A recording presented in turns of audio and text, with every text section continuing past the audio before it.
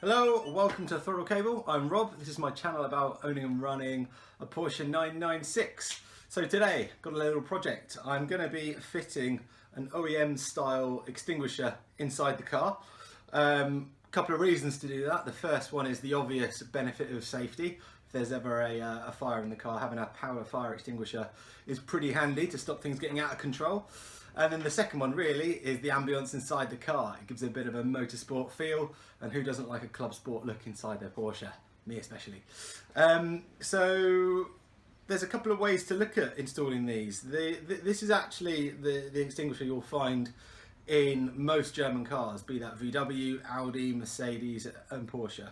And over the years they've changed slightly. This is the bottle you'll find in a car like a Porsche GT3. And it's the newer 1 litre style bottle. The old Porsche 996 spec ones were a 1.2 litre bottle, but they're no longer in production. So although everything I've got is Porsche pieces here to fit it all together, there is a couple of bits I'm assembling here between a later spec car and an earlier spec car to ensure I can still use a current extinguisher. So some of the mounting brackets are the basic stuff that you have from a 996, and then the cradle which actually holds the extinguisher, that's the later one from the GT3, and that's purely down to the fact that the bottles have changed size. The 1.2 litre is bigger than the 1 litre bottle here. So I'll show you what all the bits and pieces are.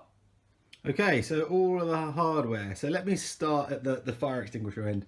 So this is the Gloria bottle. So it's a P1DB. That's the product type of it. So that's made and manufactured by Gloria. This you may recognise as the seat mounting bracket that you'll see in the front of GT4s and other Porsches. But don't let that fool you. This is actually manufactured by said company Gloria and is, believe it or not, a wall mount bracket, so you can mount your fire extinguisher to a wall. However, it's been repurposed by Porsche, and you can buy it for extortionate amounts of money direct from them. As well as this clasp. This clasp is actually in the Gloria catalogue. If you get one of the German fire extinguisher catalogues, you'll find these bits and pieces in it. So yeah, you'll see these mounted in various different brands of cars. People trying to work out who the OEM manufacturer actually is. Well, it's none of them. It's this company Gloria. So that's the cradle, that's the strap. They're two separate pieces. You'll often see this cradle being sold with a plastic strap, which is much cheaper. And that's purely because, yeah, they're normally just mounted on the wall to cradle these in a building or such. These are the Porsche mounting parts of hardware. First up is this bar. This bar actually mounts inside the unit here, and it's quite important that you have that because you may be tempted to skip this part out. The reason it's important is because this is what takes all the load of that canister. So if you have any accident, this will be stopping it from flying around the cabin. So this comes into the flat part of the bracket here, and equally this strap through the webbing, this goes absolutely straight through it. So you've got a continuous bit of fabric either side, so it's held in really tight and secure. You'll see a slight step in this piece of metal so that the back of the strap can go underneath it, and then the front goes over the front. But I'll show you that as I put it together. This is then the 996 part. So underneath every normal Porsche seat in the 996, there is some mounting brackets that you probably don't know exist unless you've stuck your head under there. But this basically bolts straight onto the seat. As I understand it, none of the holes are tapped under the car, so that'll be another job to do as well. What I've got up here is all my fixing hardware. You can get all the Porsche stuff, obviously, but what I'm going to be doing is just using all my stainless steel fixings and fittings. One way I'm going to do it slightly differently to how Porsche would normally have it. On the back of these, they normally have two metal tabs and a self-tapping screw that goes through them. I'd rather have it a bit more secure than that, so I'm going to be using bolts, washers, and some securing nuts on the back, just so I know nothing's going to go anywhere. So yeah, it's a pretty straightforward product, I should hope. The one thing I'll need to change is on the 996 and the what would have been the 996 version of this cradle. It mounted slightly differently in that this little bracket here, it came out and into this tub, and it kind of cradled the plastic. My plan is just to flatten that off, so I don't need to have that exposed. So either push it back flat, because it's obviously just a pressed bit of metal, or cut it out. Whatever seems to be the easier way of doing it, I shall do that. So right, let's get started.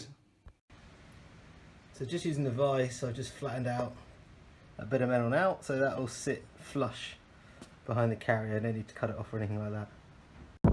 In the driver's seat, so I'm just going to show you where these brackets are under the seat. Hopefully you're going to be able to see this, but just up under the seat there's two tabs here and here, and they're on every seat under normal Porsche cars, and that's where the fire extinguisher will mount. So I just need to lift the seat up in order so I can get under there and tap them.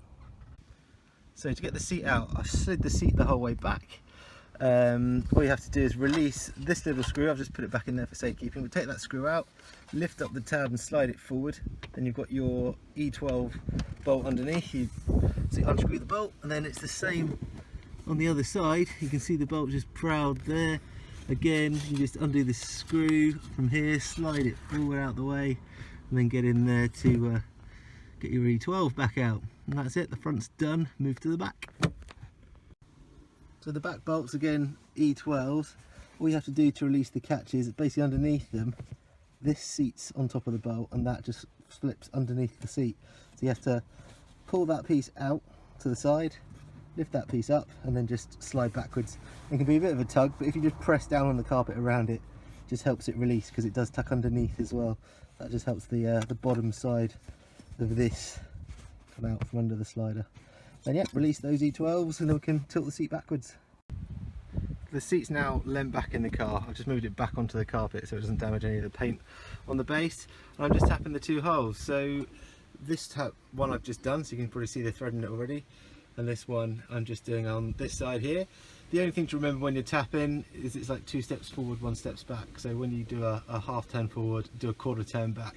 That just allows all the debris of the thread being cleaned out to move. So yeah, just make sure you do that and you'll have a nice clean cut.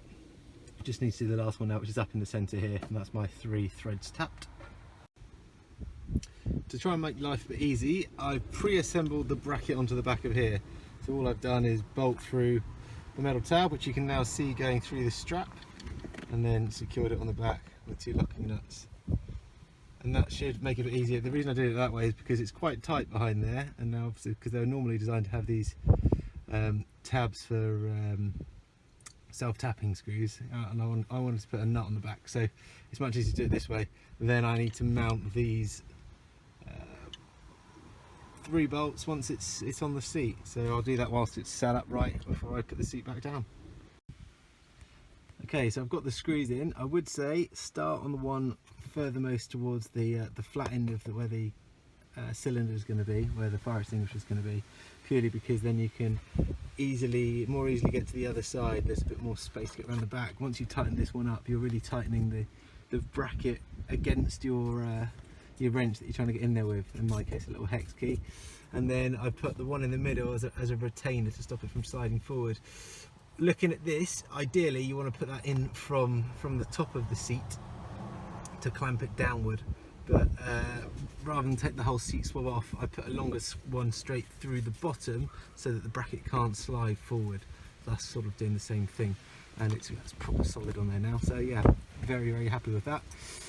Let's get the seat back on and see what she looks like. Everything's buttoned back down. There's the cradle just in front of the seat.